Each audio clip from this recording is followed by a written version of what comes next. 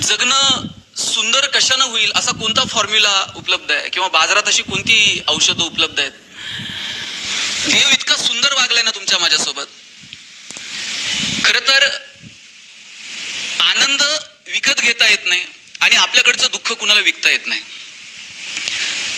जन्म लिहिण्याची बातमी देव 9 महिने आधी सांगताय. कोणतरी जन्माला येणार आहे, तुमचं बघा, सगळी तयारी करून ठेवा व्यवस्थित. पण जायची बातमी देव 9 मिनिट पण आधी सांगत नाही.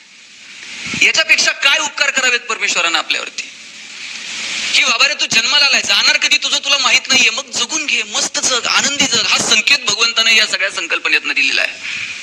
मरणाची बातमी जर साहेब 9 महिने आधी आली असती की तुम्ही आता जाणार आहात, तुमचा हिशोब करून घ्या, साहेब पत्र आल्याबरोबर लोक गेली असती. किती उपकार आहेत देवाचे की आपण कधी जाणार आहोत आणि सिस्टीम ठरलेली आहे.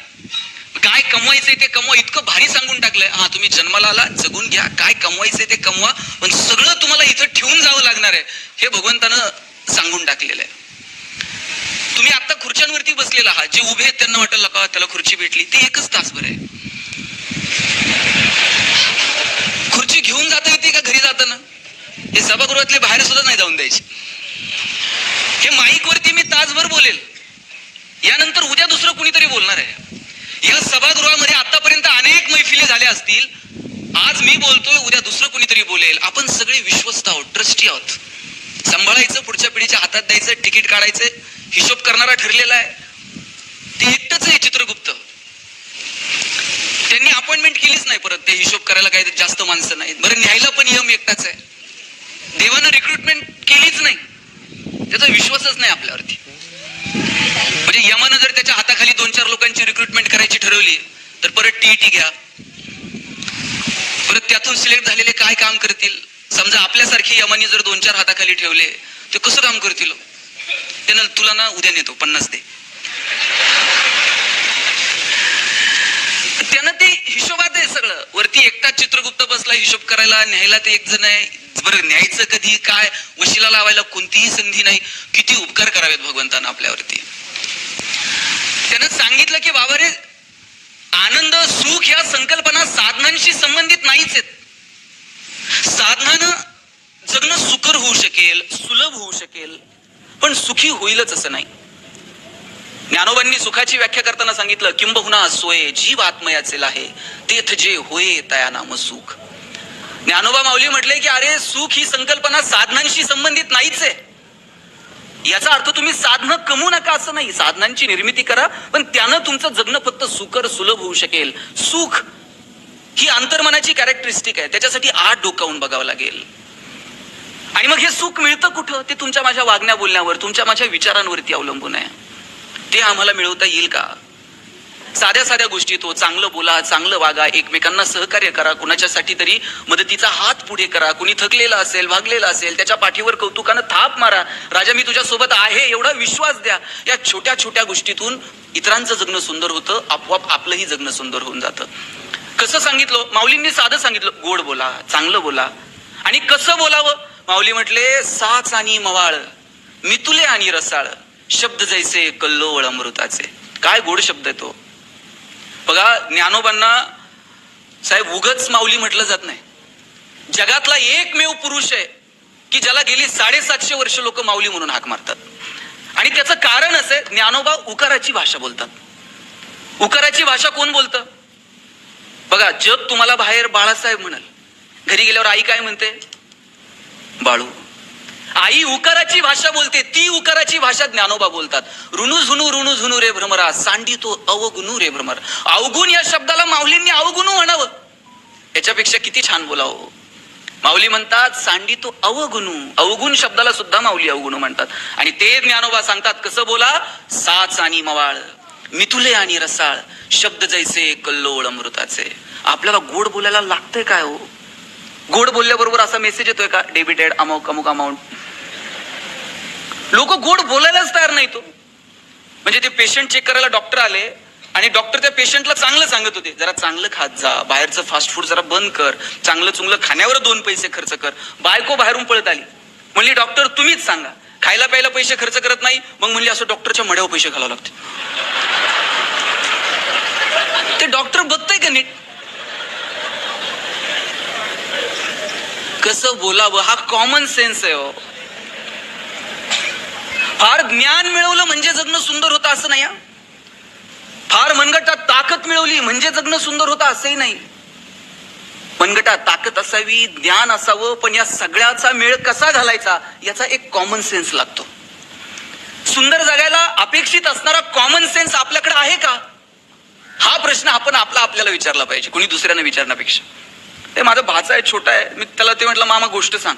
मी म्हटलं ते ससा कासवाची शर्यत सुरू झाली आणि कासव पुढे निघून गेलं, ससा झोपला आणि कासव जिंकलं आणि गोष्ट वगैरे झाल्यानंतर मी त्याला विचारलं आता या गोष्टीतनं काय शिकला. म्हणला मामा मी एकच शिकलो. म्हटलं काय. म्हणला शर्यत हारली तरी चालेल, दुपारची झोप झाली पाहिजे. कसला कॉमन सेन्स आहे का काय.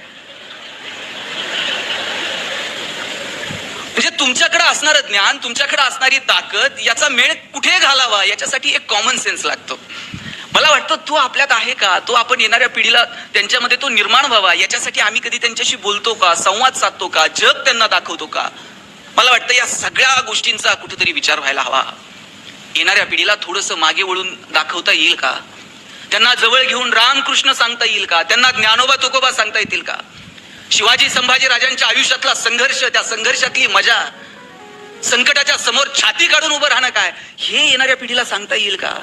जगण्यातल्या क्षणाक्षणाची मौज घेता येईल का, मजा घेता येईल का, कधीतरी संकटांना असं मिश्किलपणे सामोरं जाता येईल का. या गोष्टींवरती आपण कधी बोलणार आहोत मला सांगा. अरे मला भगवान कृष्णाचं चरित्र तर इतकं भारी वाटतं. मी आता 8 दिवस बाबा जी टॉकीजला श्रीकृष्णाच्या चरित्रावरती बोलत होतो. मी ज्यावेळेस ते वाचत होतो मी म्हटलं काय दुःख या माणसाच्या आयुष्यामध्ये.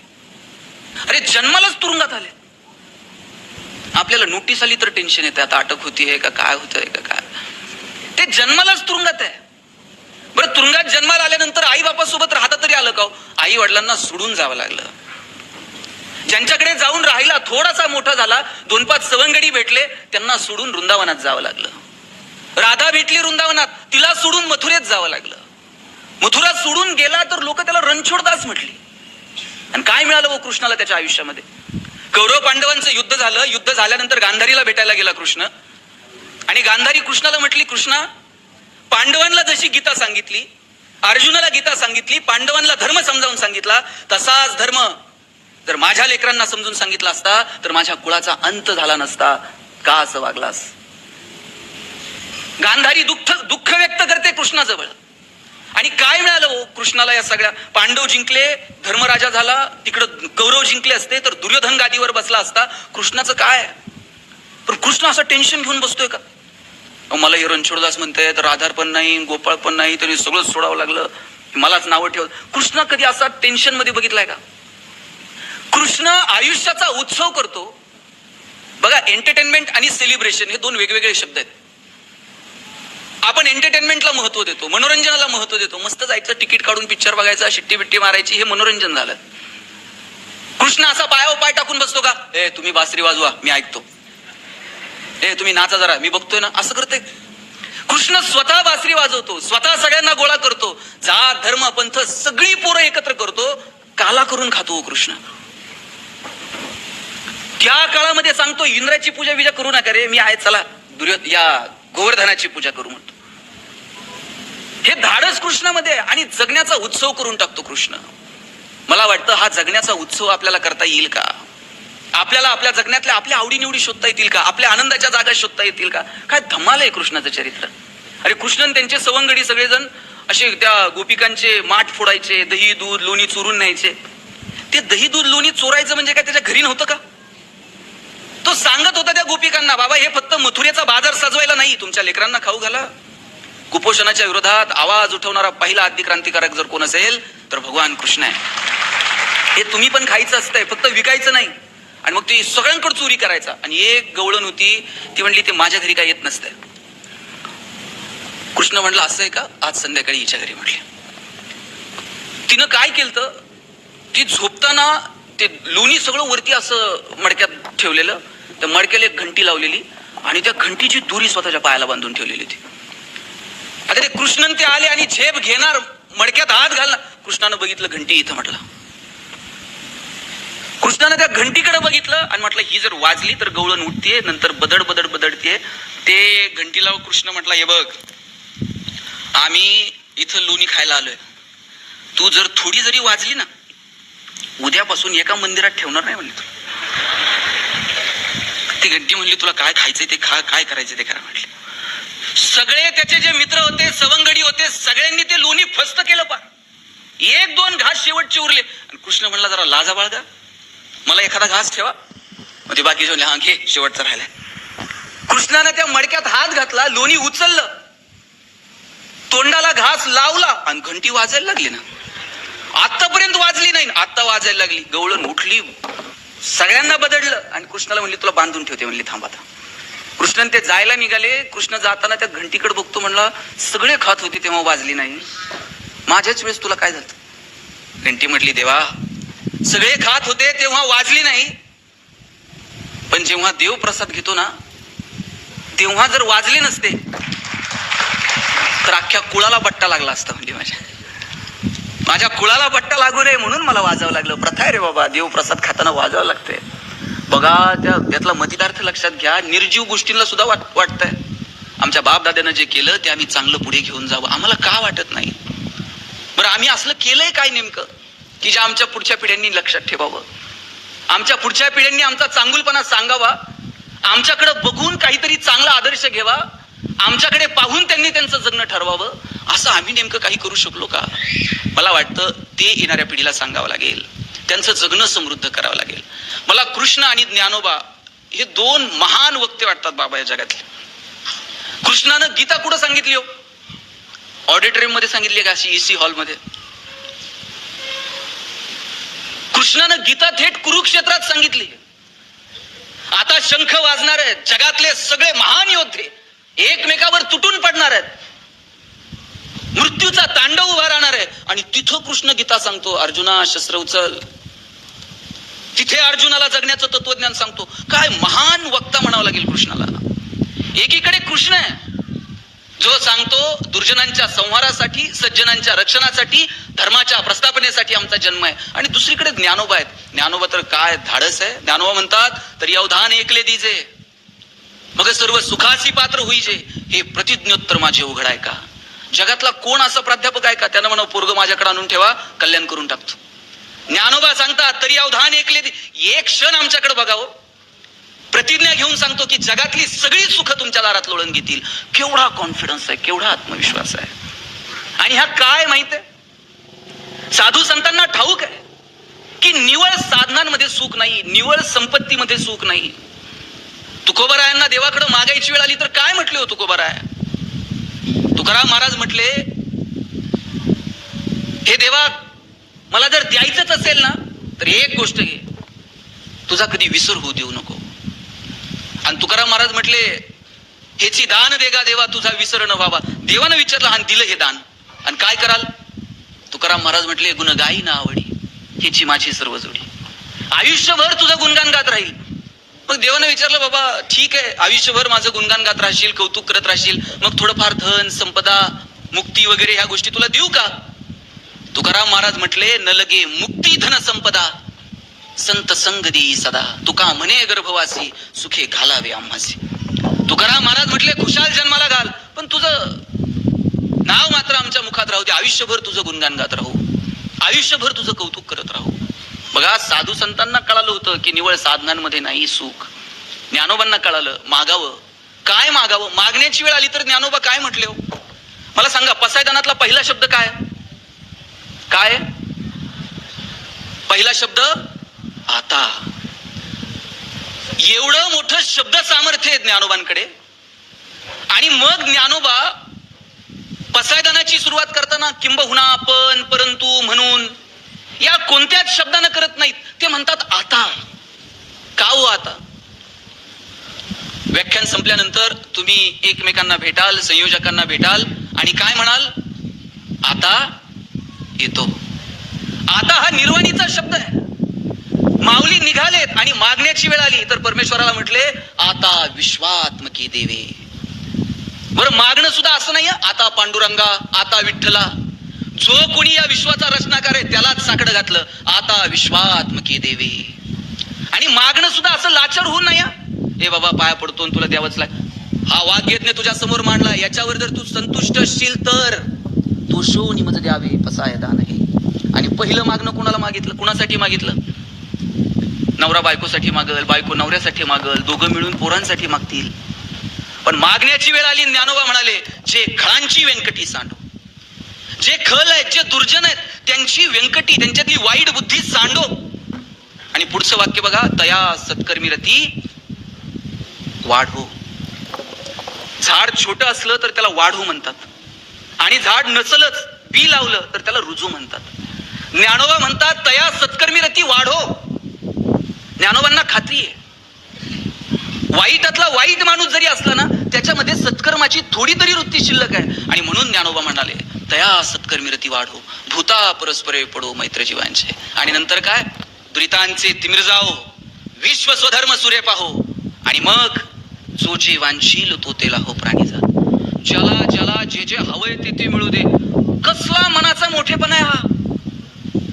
आपल्याकडे एवढा मनाचा मोठेपणा आहे का? एकाला देव प्रसन्न झाला आणि देव म्हटला काय मागायचंय ते माग. हा म्हणला एक गाडी दे, त्याला तुला एक देईन पण शेजारच्याला दोन द्यावे लागतील म्हटलं. त्याला ये बाबा असलं काय नको, बंगला दे म्हटलंय. त्याला तुला एक देईन पण शेजारच्याला दोन बंगले. काय संबंध म्हणला? थांब म्हणला विचार करून सांगतो. 8 दिवसानं देवाला म्हणला एक काम कर, गाडी नको, बंगला नको, एक डोळा जाऊ दे म्हणला माझा. म्हणला का? म्हणला ते शेजारच्याचे 2 गेले पाहिजेत म्हणला. किती मोठेपणा आहे हा आमच्या मनाचा. अरे मागण्याची जर वेळ आली तर आम्ही इतरांसाठी काही मागू सुद्धा शकत नाहीत. मग देणं तर किती लांबची गोष्ट आहे हो. देण्याला सुद्धा इतके लिमिटेशन आहेत ना, आम्ही चौकटीच्या बाहेर साहेब देऊ सुद्धा शकत नाहीत. डॉक्टर झालं ना, मेहुण्यालाच मेडिकल द्यावं लागते. ते लग्न जमल्यापासून सांगते बाप डिफॉर्म कर, डिफॉर्म कर. मी नांदेड मधल्या डॉक्टरांविषयी बोलत नाही सर, मला परत नगरला जायचं. आम्ही मागण्याच्या बाबतीमध्ये इतके मागास आहोत, तर देण्याच्या बाबतीमध्ये आम्ही कसं आनंदी राहणार आणि कसा आनंद देणार? अरे देण्याची वेळ आल्यानंतर काय विंदांनी सांगितलं, देणाऱ्यानं देत जावं, घेणाऱ्यानं घेत जावं. आणि घेता घेता एक दिवस ते पाराशी तोडून घ्यायचे देणाऱ्याच्या हात. तर ती देण्याची वृत्ती आम्हाला आत्मसात करता येईल का? हिरव्या पिवळ्या डोंगरांकडून हिरवी पिवळी शाल घ्यावी, सह्याद्रीच्या कड्याकडून छातीसाठी ढाल घ्यावी, वेड्या पिशा ढगांकडून वेडे पिसे आकार घ्यावेत, मातीमधल्या प्रश्नासाठी पृथ्वीकडून हुंकार घ्यावेत, उसळलेल्या दर्याकडून पिसळलेली आयाळ घ्यावी, आणि शांत वाहणाऱ्या भीमेकडून तुकोबाची माळ घ्यावी. देणाऱ्यानं देत जावं, घेणाऱ्यानं घेत जावं, आणि घेता घेता एक दिवस देणाऱ्याचे हात घ्यावेत. तुकाराम महाराजांनी पिढ्यान पिढ्या चालत आलेली महाजनकीची सगळी कागदपत्र इंद्रायणीच्या डोहात नेऊन बुडून टाकली. शेतकऱ्याचं कर्ज माफ करणारं पहिलं गव्हर्नमेंट जर कोण असेल ना, जगद्गुरु तुकाराम महाराज. त्याचा कुठं फ्लेक्स नाही, त्याचा कुठं बॅनर नाही, त्याची कुठं जाहिरात नाही, देऊन टाकलं हो सगळं. केवढा हा मनाचा मोठेपणा आहे. तुकाराम महाराजांना विचारलं काय तुमच्या आयुष्याची संपत्ती? तुकाराम महाराज ज्यावेळेस जायला निघाले ना, एक माणूस जाऊन म्हटला महाराज काय कमवलं आयुष्यभर? अभंग लिहिले, गाथा लिहिले. तुकाराम महाराज म्हटले कौतुक वाटे झाली यावेचाची. जगाला आमचं कौतुक वाटेल की नाही मला माहित नाही, पण आजपर्यंत आम्ही जे जगलो ना, आम्हाला कौतुक वाटतंय. आपल्याला कौतुक वाटलं पाहिजे. आम्ही जे जगलो ना, आम्हाला कौतुक वाटतंय. हा भाव आपल्यामध्ये असला पाहिजे.